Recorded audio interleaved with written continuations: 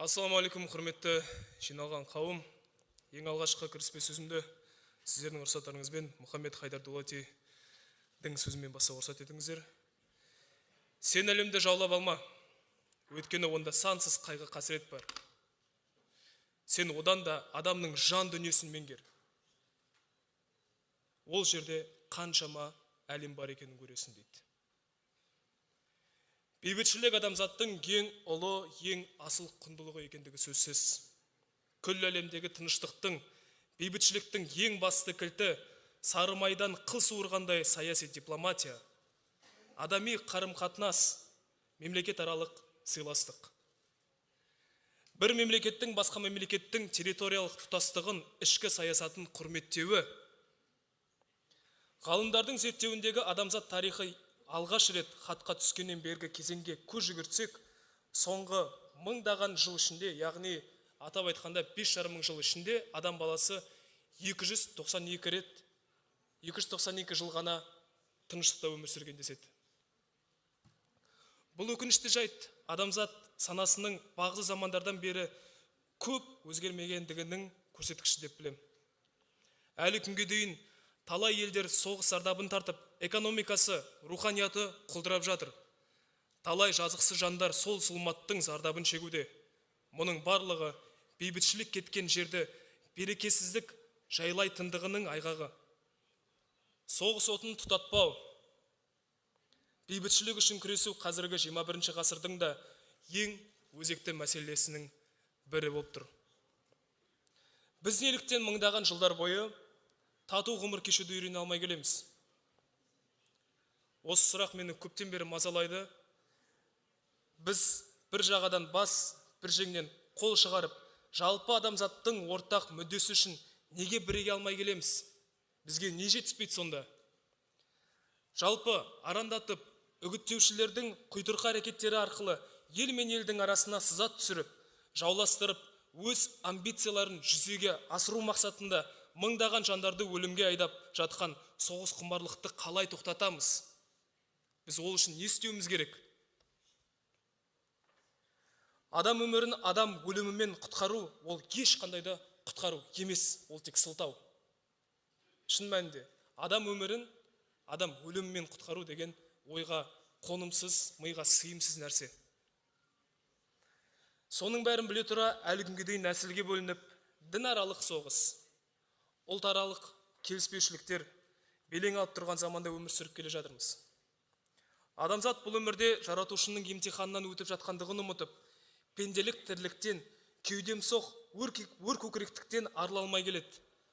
Шексіз амбициясымен соғыс бастап жүрген, өздерін ұлы санайтын кейбір держава басшылары басқа мемлекеттің ішкі тірлігіне араласып, олардың қалай өмір сүруін неге шешуі керек?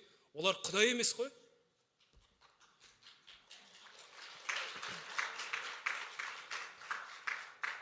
Мен өнер саласында қызмет етіп жүргендіктен әлемнің көптеген мемлекеттерінде болдым, түрлі халықтардың мәдениетімен танысып жүрмін. Осы уақыт аралығында түсінгенім, кім қалай ойласа да халықтың жаманы жоқ.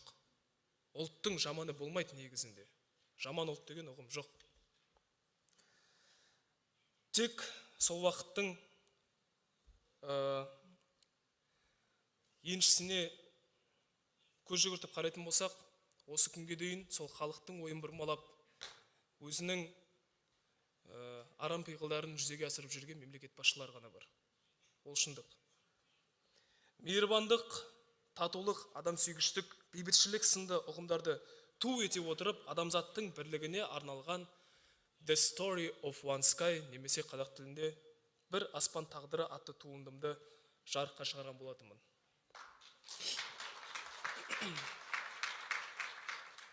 Айтпағым, біз бәріміз нәсілге, ұлтқа, дінге, түрлі мемлекеттерге бөлінеміз. Бірақ біз бәрімізге ортақ жер ананың баласы екендігімізді ұмытпауымыз тиіс. Біз бәріміз бір аспан астында өмір сүріп жатырмыз. Бірде-бір қасиетті кітап адамзатты жауыздыққа, өлімге, соғысқа шақырмайды. дінаралық соғыстың қайдан туындап жатқаны мен үшін түсініксіз. Неге десеңіз, бір қасиетті кітапта адамды қанауға, адамды өлтіруге үгіттейтін, насихаттайтын тармақ жоқ. Ересектердің қателігі үшін біздің өскелең ұрпағымыз, сәбилеріміз зардап шекпеуі тиіс деп ойлаймын. Осы себепті біз дүрдаразыққа жол бермей, әрқашанда достас алуымыз қажет. Адамзат пен әлемнің ертеңі бүгінгі біздің қолымызда.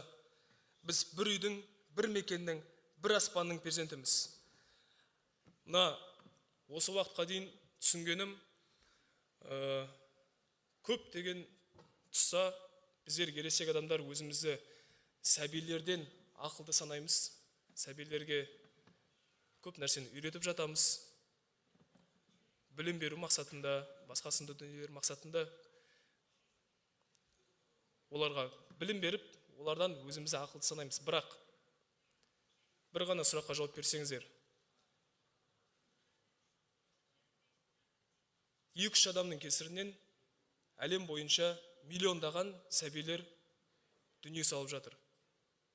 2-3 сәбидің кесірінен әлем бойынша миллиондаған ересектердің дүние салғанын ешқашанда естімегенбіз. Сонда кім ақылды? Біздер ме, әлде сәбилер ме?